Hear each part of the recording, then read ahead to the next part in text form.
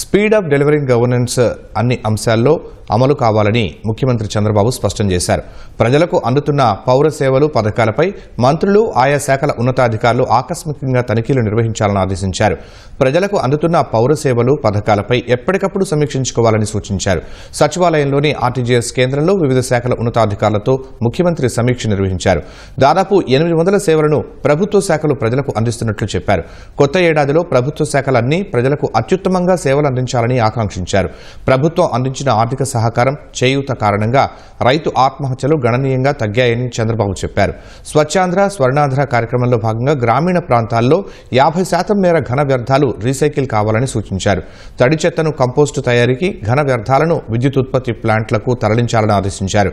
గ్రామీణ ప్రాంతాల్లో కనెక్టివిటీ పెంచేందుకు బ్యాండ్ విడ్త్ను విస్తరించాలన్నారు. స్వర్ణ గ్రామం, స్వర్ణ వార్డు శాఖ 2026 క్యాలెండర్ను మంత్రి డోలా శ్రీ బాలవీరాంజనేయ స్వామితో కలిసి ముఖ్యమంత్రి ఆవిష్కరించారు.